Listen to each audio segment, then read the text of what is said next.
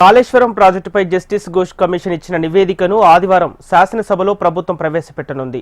ఉదయం 9 గంటలకు అసెంబ్లీ ప్రారంభం కాగానే కమిషన్ నివేదిక సమగ్ర ప్రతిని ప్రభుత్వం సభ ముందు ఉంచనుంది. దీనిపై నీటిపారుదల శాఖ మంత్రి ఉత్తమ్ కుమార్ రెడ్డి మాట్లాడతారు. అనంతరం స్థానిక సంస్థల్లో రిజర్వేషన్లపై 50 ఉన్న సీలింగ్ను ఎత్తివేస్తూ సవరణ బిల్లును ప్రభుత్వం సభలో ప్రవేశపెట్టనుంది. తద్వారా బీసీలకు 42% రిజర్వేషన్ అమలుకు మార్గం సుగమం అవుతుందని ప్రభుత్వం భావిస్తోంది. ఈ బిల్లు ఆమోదం అనంతరం కాళేశ్వరంపై చర్చ జరుగుతుంది. ఘోష్ కమిషన్ నివేదికపై రోజంతా హోరాహోరీ చర్చ సాగే అవకాశం ఉంది. మరోవైపు యూరియాపై బీఆర్ఎస్ సభ్యులు వాయిదా తీర్మానం ఇవ్వనున్నారు.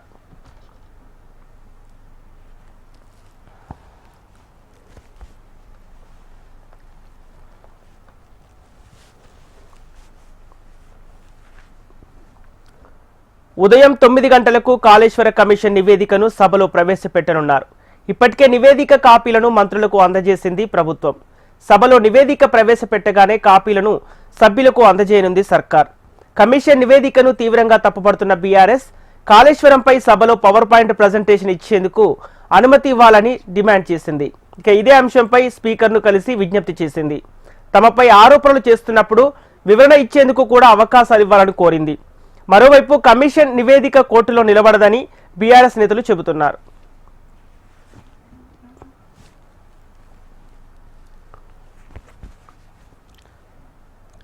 అయితే అసెంబ్లీలో కాళేశ్వర కమిషన్ నివేదికపై చర్చ సందర్భంగా మాట్లాడేందుకు బీఆర్ఎస్ కు అవకాశం ఇస్తామన్నారు మంత్రి శ్రీధర్ బాబు. వారికి పవర్ పాయింట్ ప్రజెంటేషన్ కు ఎందుకు అవకాశం ఇవ్వాలన్నారు. తప్పులు చేసిన వారికి ఎలా అవకాశం ఇస్తామని ప్రశ్నించారు. మరోవైపు అసెంబ్లీలో ప్రతిపక్షాలు పీపీటీ ఇచ్చే సంప్రదాయం లేదని, బీఆర్ఎస్ హయాంలో తమకు ఆ అవకాశం ఇవ్వలేదని గుర్తు చేశారు. అప్పుడు లేని సంప్రదాయం ఇప్పుడు ఎలా ఉంటుందన్నారు. కాళేశ్వర నివేదికపై చర్చ జరగకుండా ఉండేందుకు యూరియా పేరుతో రాజకీయం చేస్తున్నారని మంత్రి సీతక్క ఆరోపించారు. కాళేశ్వరం అంశంలో బీఆర్ఎస్ నేతలు తప్పు చేశారు కాబట్టే భయపడుతున్నారని ఆ పార్టీ నేతలు ఆరోపించారు.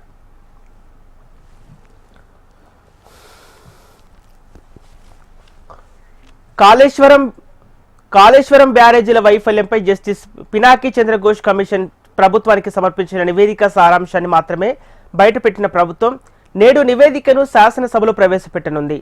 కాళేశ్వర ప్రాజెక్టులోని మేడిగడ్డ, అన్నారం, సుందిళ్ల బ్యారేజీల వైఫల్యానికి కారణాలను సభలో వెల్లడించనుంది. నివేదికపై చర్చించిన అనంతరం బాధ్యులపై ఏం చర్యలు తీసుకోవాలనే దానిపై విధాన ప్రకటన చేయనుంది. కాగా ఈ నివేదికపై శాసనసభలో చర్చించినప్పటికీ తదుపరి చర్యలకు ఉపక్రమించరాదని కోరుతూ బీఆర్ఎస్ ఇప్పటికే న్యాయస్థానం తలుపు తట్టింది. అయితే నివేదిక ప్రకారం చర్యల కోసం ప్రభుత్వం ప్రత్యేక దర్యాప్తు బృందాన్ని ఏర్పాటు చేసే అవకాశం లేకపోలేదని తెలుస్తోంది. జస్టిస్ పీసీ ఘోష్ నివేదిక సారాంశంలో మేడిగడ్డ వద్ద బ్యారేజీ నిర్మాణం అన్నది ఆనాటి ముఖ్యమంత్రి కేసీఆర్ మధ్యలో మాత్రమే పుట్టిన ఆలోచన. తన ఆలోచనను గుడ్డిగా అమలు చేయటం, తానే ఇంజనీర్లా వ్యవహరించడం, అవకతవకలు నిబంధనల ఉల్లంఘన వల్లే ఆ ప్రాజెక్టు కూలింది. నిపుణుల కమిటీ సిఫార్సును కూడా పట్టించుకోలేదు. నీటి లభ్యత ఉందనే సాకుతో మేడిగడ్డ వద్ద నిర్మాణానికి ముఖ్యమంత్రి కేసీఆర్ తీసుకున్న నిర్ణయం మొత్తం బ్యారేజీల ప్రమాదం నెట్టేసింది. దీనికి పూర్తి బాధ్యత కేసీఆర్దేనని పేర్కొన్న విషయం తెలిసిందే. కాగా నివేదికలో పేర్కొన్న అంశాలన్నింటిపైన శాసనసభలో చర్చించనున్నారు.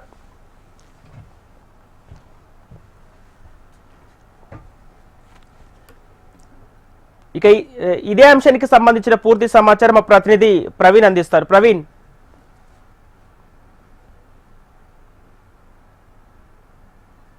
కూడా ఇవాళ శాసనసభ వేదికను కూడా చర్చ జరగబోతుందని చెప్పుకోవచ్చు. మరి కాసేపట్లో 9 గంటలకు కూడా తెలంగాణ అసెంబ్లీ సమావేశాలు ప్రారంభమైన వెంటనే పలు బిల్స్ కు సంబంధించిన దానిపైన కూడా టేబుల్ చేయబోతున్నారు. చేసిన తర్వాత మాత్రం ఇవాళ ఆ కాళేశ్వరంకు సంబంధించిన కమిషన్ ఇచ్చిన ఆ రిపోర్టు పైన కూడా ఇవాళ శాసనసభ వేదిక కూడా చర్చించబోతున్నారని చెప్పుకోవచ్చు. స్వల్పకాలిక ఆ చర్చలో మాత్రం కాళేశ్వరంకు సంబంధించిన ఇప్పటివరకే ఆ కమిషన్ ప్రభుత్వానికి కూడా ఒక రిపోర్టు ఇచ్చింది. రిపోర్టు 665 పేజీల రిపోర్టు ఇచ్చింది కాబట్టి రిపోర్టుకు సంబంధించి శాసనసభ వేదిక నుంచి కూడా వాడివేడిగా ఆ చర్చ అయితే జరిగే అవకాశాలు అయితే కనిపిస్తున్నాయి. ప్రభుత్వం మాత్రం ఆ కాళేశ్వరం పైన మాత్రం పవర్ పాయింట్ ప్రజెంటేషన్ ఇవ్వడానికి ఇప్పటివరకే దాంతోపాటుగా ప్రతిపక్ష పార్టీ అయిన ఆ బీఆర్ఎస్ కూడా కాళేశ్వరం పైన కూడా పవర్ పాయింట్ ప్రజెంటేషన్ ఇవ్వడానికి మాకు అవకాశం ఇవ్వాలని చెప్పేసి కూడా ఇప్పటివరకే ఆ స్పీకర్ ను కూడా కోరింది. కానీ ప్రతిపక్ష పార్టీ అయిన బీఆర్ఎస్ మాత్రం పీపీటీ ఇవ్వడానికి మాత్రం అవకాశం ఇవ్వమని చెప్పేసి కూడా ఇప్పటివరకే ఆ ప్రభుత్వం అయితే తెలిసి చెప్పిన ఆ సిచ్యువేషన్ ఉంది. ఇదే సమయంలో మాత్రం కాళేశ్వరంకు సంబంధించిన దానిపైన ఎట్టి పరిస్థితుల్లో మాత్రం సభలో మాత్రం మాట్లాడే అవకాశం ఇవ్వాలి, బీఆర్ఎస్ కు మాత్రం మైక్ కట్ చేయకుండా కూడా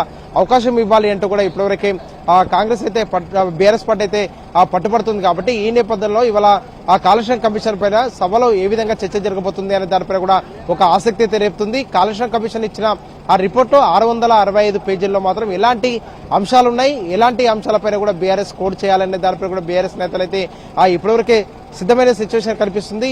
నిన్న సాయంత్రం కూడా ఇరిగేషన్ శాఖ మంత్రి ఉత్తమ్ కుమార్ రెడ్డి కూడా కాంగ్రెస్ పార్టీకి సంబంధించిన ఎమ్మెల్యేలతో కూడా సమావేశమయ్యారు. సమావేశమైన సమయంలో మాత్రం ఇవాళ సభలో ఏ విధంగా వివరించాలి, కాలుష్యంకు సంబంధించిన దానిపైన కూడా పవర్ పాయింట్ ప్రజెంటేషన్ ఇస్తున్న సమయంలో మాత్రం బీఆర్ఎస్ సంబంధించిన ఎమ్మెల్యేలు కూడా కొన్ని సందర్భాల్లో మాత్రం కాలుష్యం సంబంధించిన దానిపైన కూడా కాంగ్రెస్ మాత్రం తప్పుడు ప్రచారం చేస్తున్న దానిపైన కూడా ఆ సభలో లేవనెత్తే అవకాశం ఉంది. కాబట్టి దానికి కౌంటర్ గా ఏ విధంగా ఎమ్మెల్యేలందరూ కూడా అలర్ట్ అవ్వాలనే దానిపైన కూడా నిన్న సాయంత్రం మాత్రం ఉత్తమ్ కుమార్ రెడ్డి ఒక దిశానిర్దేశం కూడా ఎమ్మెల్యేలకు కూడా చేశారు. కాబట్టి ఇవాళ సభ వాడివేడిగా కూడా జరిగే అవకాశాలు అయితే కనిపిస్తున్నాయి. కాళేశ్వరం కమిషన్ కు సంబంధించిన రిపోర్టు ఇచ్చిన తర్వాత మాత్రం తెలంగాణ కేబినెట్ సమావేశాల్లో చర్చించిన తర్వాత మాత్రం దాదాపు 60 పేజీల నివేదికను కూడా ఇప్పటివరకే కేబినెట్ ముందు కూడా గతంలో ఉంచారు. తాజాగా కూడా 665 పేజీలకు సంబంధించినంత వరకు ఏదైతే కాళేశ్వరం కమిషన్ నివేదిక ఉందో ఆ నివేదికను కూడా ఇప్పటివరకే మంత్రులకు కూడా ప్రభుత్వం అందించింది. కాబట్టి ఇవాళ సభలో మాత్రం ఆ రిపోర్ట్ లో ఏముంది, ఆ రిపోర్టుకు సంబంధించిన దానిపైన కూడా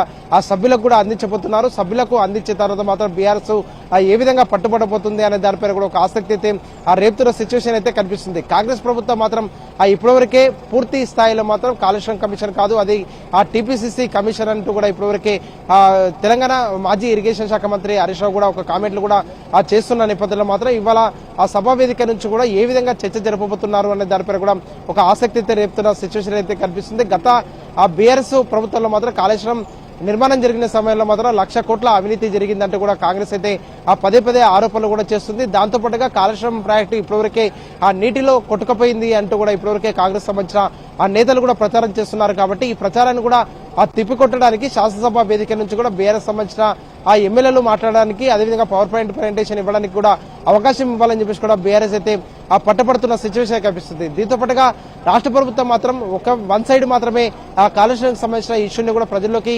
తీసుకెళ్లాలని చెప్పేసి కూడా భావిస్తుందని చెప్పేసి కూడా బీఆర్ఎస్ నేతలు అయితే భావిస్తున్నారు. ఈ సభలో ఒకవేళ బీఆర్ఎస్ కు సంబంధించినంత వరకు తగినంత సమయం కూడా మాట్లాడడానికి అవకాశం ఇవ్వకపోతే మాత్రం బీఆర్ఎస్ బయటకు వచ్చి నిరసన కార్యక్రమాన్ని కూడా చేపట్టే అవకాశాలు అయితే కనిపిస్తున్నాయి. దాంతో పాటుగా శాసనసభ వేదిక నుంచి కూడా ఒకవేళ బీఆర్ఎస్ కి పీపీటీకి ఇప్పటివరకే అవకాశం ఇవ్వలేదు. కాబట్టి అవకాశం ఇవ్వకపో సందర్భంలో మాత్ం ఆ కాళేశ్వరంకు సంబంధించిన అంశంపైన కూడా ఇంకా ఏ విధంగా బీఆర్ఎస్ పట్టబట్టబోతుంది అనే దానిపైన కూడా ఆసక్తి అయితే రేపుతుంది. కాళేశ్వరంకు సంబంధించినందుకు మాత్రం ఏదైతే గతం నుంచి చెప్తున్న ప్రకారం మాత్రం బీఆర్ఎస్ మాత్రం ఎట్టి పరిస్థితుల్లో కాళేశ్వరం విషయంలో మాత్రం రాష్ట్ర ప్రభుత్వం ఒక తప్పుడు ప్రచారం చేస్తుంది. శాసనసభ వేదిక నుంచి తెలంగాణ ప్రజలకు కూడా కాళేశ్వరం విశిష్టతను వివరించేందుకు కూడా అవకాశం ఇవ్వాలని చెప్పి కూడా ఒక పట్టయితే పడుతుంది. ఇదే సమయంలో మాత్రం కాళేశ్వరంకు సంబంధించినందుకు మాత్రం ఇప్పుడు వర్షాభావ పరిస్థితుల నేపథ్యంలో మాత్రం కాళేశ్వరం ఒకవేళ కొట్టుకుపోతే మాత్రం ఏ విధంగా నీటిని పంపింగ్ చేస్తున్నారనే దానిపై కూడా రాష్ట్ర ప్రభుత్వం ఒక క్లారిటీ ఇవ్వాలి. కాళేశ్వరం నిర్మాణం తర్వాత మాత్రం తెలంగాణలో మాత్రం 1 కోటి ఎకరాల మాగాని చేస్తామని చెప్పి కూడా గతంలో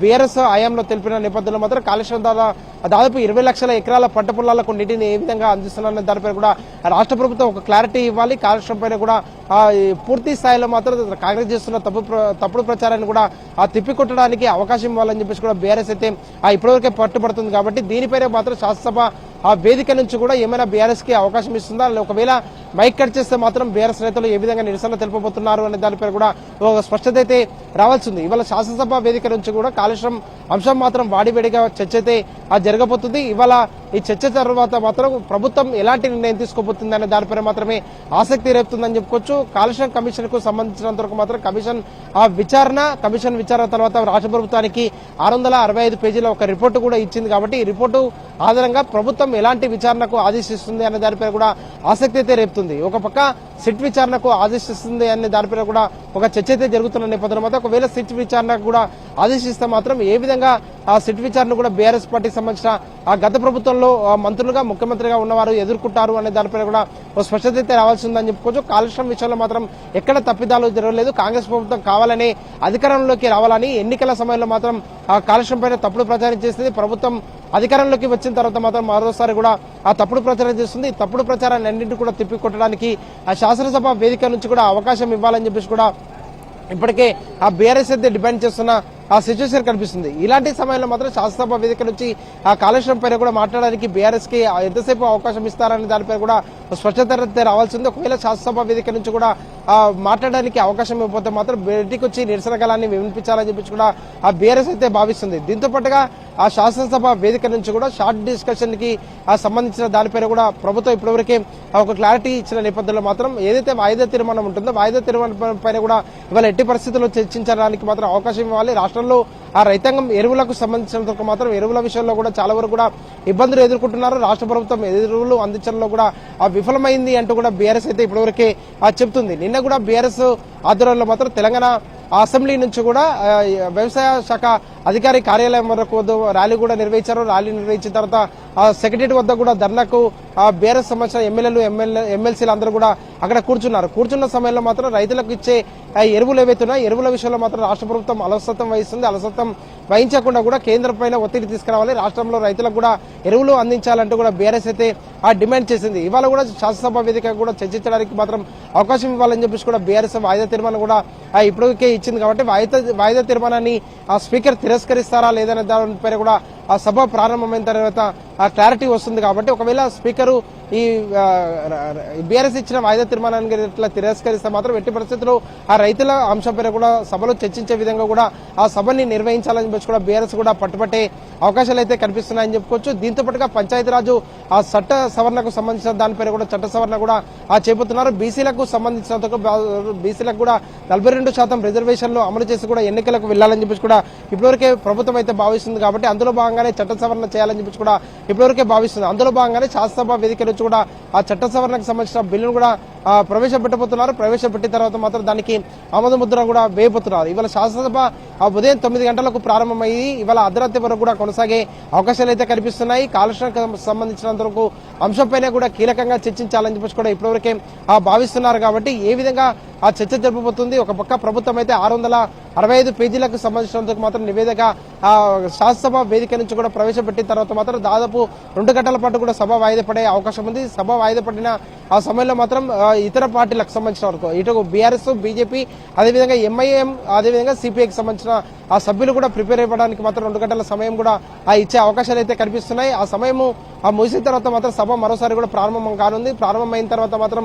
ఆ సభలో ఇవాళ కాలుష్యంకు సంబంధించినంత వరకు లఘు చర్చ ఉంది. కాబట్టి ఈ చర్చలో మాత్రం ప్రభుత్వం పైన కూడా బీఆర్ఎస్ ఎలాంటి ఒత్తిడి తేపోతుంది, పీపీటీకి ఇప్పటివరకే అవకాశం ఇవ్వమని చెప్పేసి కూడా ప్రభుత్వం చెప్పింది. కాబట్టి అవకాశం ఇవ్వకపోతే శాసనసభను ఏ విధంగా బీఆర్ఎస్ ఉపయోగించుకోబోతుంది, ప్రభుత్వాన్ని కూడా టార్గెట్ చేసి ఏ విధంగా అడుగులు వేయబోతుంది అనే దానిపైన కూడా ఒక క్లారిటీ అయితే రావాల్సిందే. అదేవిధంగా ప్రభుత్వం ఇప్పటివరకే అలర్ట్ అయింది. బీఆర్ఎస్ నేతలు ఎవరైనా ఆ శాసనసభలో నిరసన కార్యక్రమాలు చేస్తే మాత్రం వారికి సంబంధించిన దానిపైన కూడా అదేవిధంగా ఆ కాంగ్రెస్ సంబంధించిన ఎమ్మెల్యేలు కూడా నిరసన తెలిపే విధంగా కూడా ఇవాళ సభలో మాత్రం ఇరు పార్టీలకు సంబంధించిన ఎమ్మెల్యేలందరూ కూడా అలర్ట్ అయిన సిచ్యువేషన్ అయితే కనిపిస్తుంది. దీంతో పాటుగా ఇవాళ భారీగా మార్షల్స్ కూడా మోహరించారు. కాళేశ్వరం సంబంధించిన నివేదికను కూడా శాసనసభ వేదిక నుంచి కూడా ప్రభుత్వం ఇవ్వబోతుంది. రిపోర్టును కూడా శాసనసభ ముందుకు కూడా తీసుకురాబోతుంది. కాబట్టి భారీగా కూడా మార్షల్స్ అయితే మోహరించారని చెప్పుకోవచ్చు. Okay right, thank you Praveen.